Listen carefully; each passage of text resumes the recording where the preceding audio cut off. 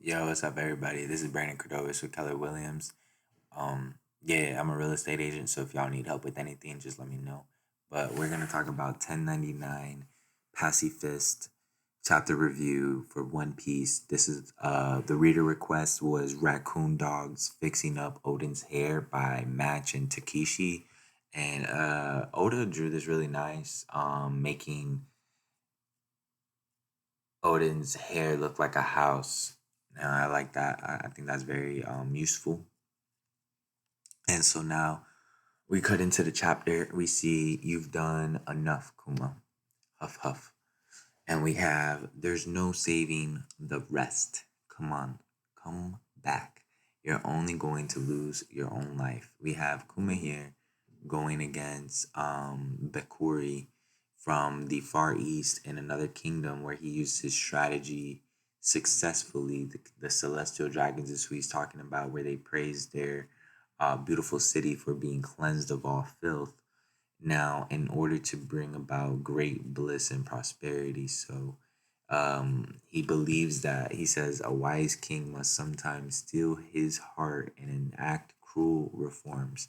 So he's just very honestly just this is what he thinks, this is how he is and stuff. And he has the same ideals as the celestial dragons. And I don't know where that came about. But King Bakori, that's his idealism. And now we have the people are mounting furious resistance. So step down at once, put out the fires in the south, murder, or kill a handful of them, and be rewarded. So who dares defy the king's edicts? Step forward. Who's that? Stop now or be executed. And we have, Kuma. He stepped up. He saw these innocent people get their lives taken. This is something that you know you believe Kuma is like this now. Like this impression that we had of Kuma, man. Like we're gonna get into it, man. But Kuma, in my eyes, in the beginning, when Sabaody hit, obviously you have this impression that Kuma's like a bad guy. But in the back of your mind, like, what if he was a good guy like that? He would be a beast if he had the right idealism, and he does, like, perfect. Like he really does. I love who Kuma is, man. Through and through, he's a real one, bro. So he stepped up and he took out the guys that shot him. And we fast forward now, so we're at Kuma's church. So hurry, treat the wounded, stay inside, Bonnie. You don't want to be in the moonlight. Okay, I hope she's safe. Dad's always such a chicken. Stop right there. You know what'll happen if you strike at the king. You'll pay dearly for this, you country bumpkin preacher. So what we have here is Kuma um marking down an incident that would be known as the Solo Revolution of Sorbet Kingdom. This is where Kuma genuinely um he took out King Bikori. And we have Bonnie, who he had, in the beginning has to stay inside, can't be in sunlight. Again, we know this. And we just are getting new information after new information almost every chapter. And again, we're getting new information after new information, man. So, boom. Now we cut over to the sacred Mary Joa.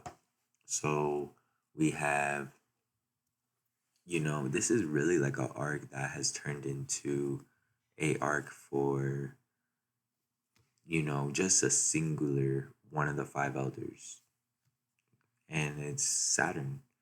Why is that? I feel like this is a arc that is for him, and it's for it's to see who's really the bad guys, to see how they team up, how they kind of join alliances. I believe maybe now this is a team up, and I feel like as we go on for the rest of the story, we're gonna get more team ups and people are gonna start joining and stuff. And I feel like Vegapunk is big for this.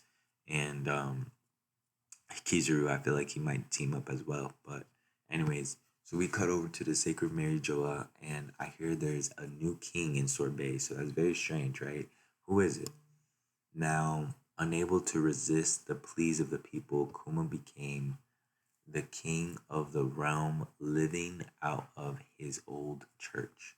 So Kuma is, I mean, he's really King Kuma, and he is a beast. I mean, people are coming up to him, hey, look, my back hurts. Hey, I need help. And he's literally helping them, literally taking the pain away, literally helping them, and, absorbing the pain himself. And it's insane. And he says, I think you can stop teasing me now. The one actually in control at the palace is old Bulldog. I'm just a figurehead to make the people feel better. Now, back in King Bulldog's day, 2 generations ago, times were poor, but we were rich in spirit. Sure, was hard not having money to go around though. So, you know, who's the girl running around the church? She looks just like she looks just as pretty as Guinea. Huh? Guinea. Now we just cut straight over to her with AJ Troop. So why are you all so shocked? I have to be ready to go to see the horizon at sea with Daddy when I turn 10. Huh, Daddy? So I have to build up my strength for, huh? And then everyone's like, what? Hold up. That was Bonnie? That was the transformation? Did you eat a devil fruit? When? Wake up. And so it's crazy. So, and like really, like just there in that page, we got Bonnie literally getting her fruit, her devil fruit. I mean, we don't see how it happened. We don't know what particularly could have been done, but that's insane. I mean, honestly. So, anyways, we cut to the next panel and it says, is this the age fruit? Well, where did she get it? I mean, should I try doing it with your mind? Get older, get older. Stop that, Bonnie. You're going to wear yourself out. And this is exactly like that alone is it right there. Try doing it with your mind. It's the word doing. You are putting into action what you want done, which means you're acting on your desire. Acting on your desires, fulfilling what's inside of you, what's inside your soul. And yo, that's crazy. So that's big time deep for real. So King Kuma, please your majesty grant us an audience. So gosh, she turned into a wrinkled old bag. It really worked. She's hideous. It's not working. It's too hard to get older. Who are you, mister? You must be Princess Bonnie then. My name is Bulldog. I'm something like an aide to your father. I have weighty matters to discuss. My mother is already here, I see. She's Connie, the one time Queen Dowager. Sorbet Kingdom, former king 2 generations ago, Bulldog.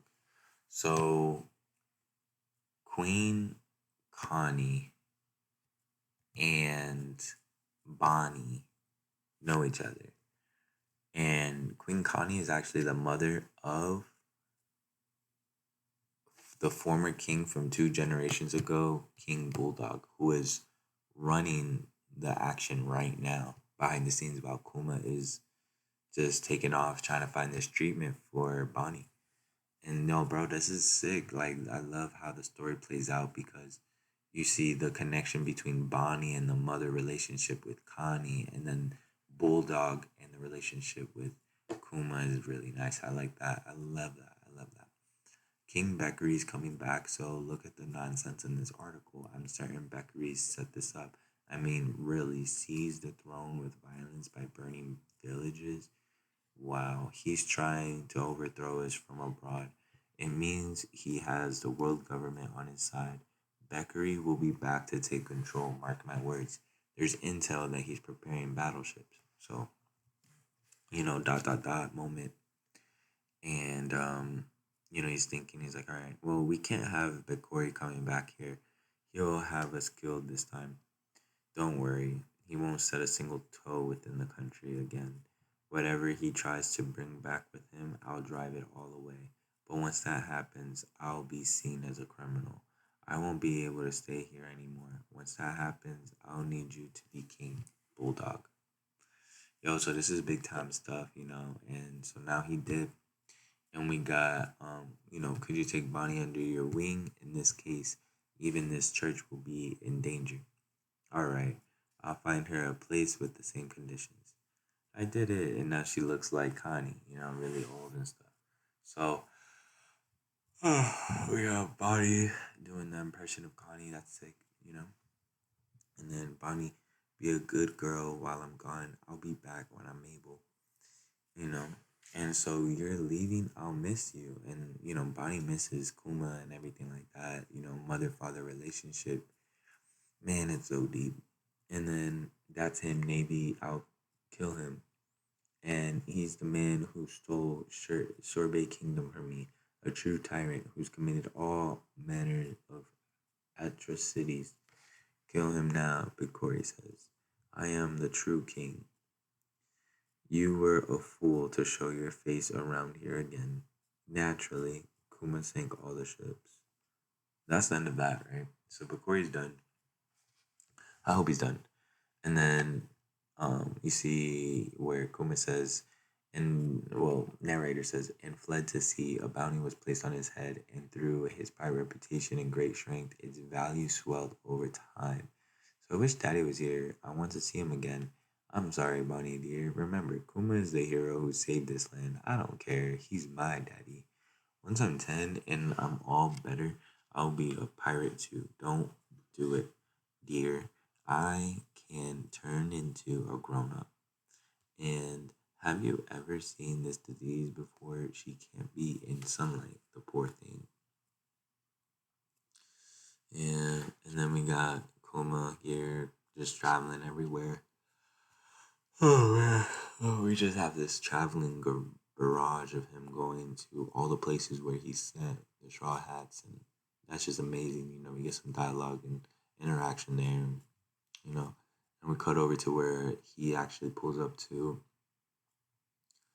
the dragon ship, just like randomly, like I guess he was just on the sea, just came there and saw him. Was like, hey there, oh, you. And then, hey there, come on.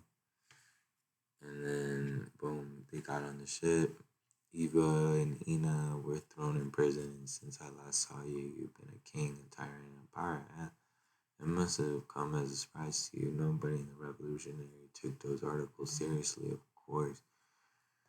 Hey Kuma, can I be the captain of the Eastern Forces? Ask me why, Betty. Dragon says the position eternally belongs to Guinea until you give permission. So it takes a foul-mouthed woman to run the Eastern Forces. I don't mind. Yay.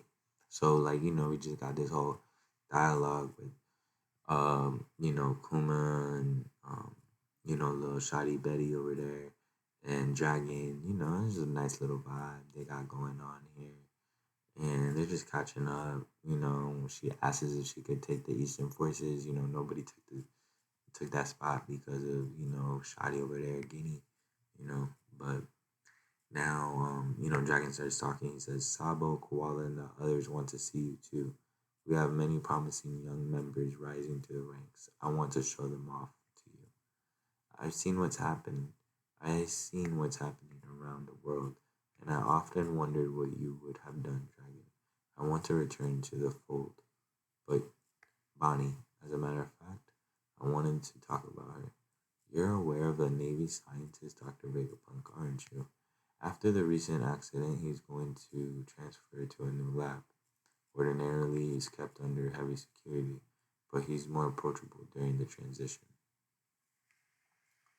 So you can approach him during this transition period and see what's up. So thank you, Dragon. In all honesty, I'd given up for loss. I'll go and speak with him. If I can just cure Bonnie's disease, then I'd be happy to fight with you again. May the winds of fate guide us well, my friend. Yo, bro, that's sick, bro. Dragon is GOAT, man. I feel like Dragon is me in a way. Like, he's Cuban, I'm Cuban. I like his shit. Like, I would have the same type of shit as him, bro. I'll be doing the same thing as him. Anyways, so we have Bonnie taking out some guy, training period. He says I was going easy on her. And we have Naval Science Division Lab 8, the latter known as Egghead, so where are we? We're, seeing a doctor, get a checkup before your disease is healed. So Kuma meets Vegapunk and everybody's going crazy. They're both looking at each other later like, oh, okay, like everybody looking weird. Like Dr. Vegapunk got like a dummy big head. Kuma got a dummy big body. And Bonnie, she can do whatever she wants with her body, like up, down, left, right, whatever she wants. So we get to see, how they talk a little bit, sapphire scales. That's about it, man. Y'all have a good day, man.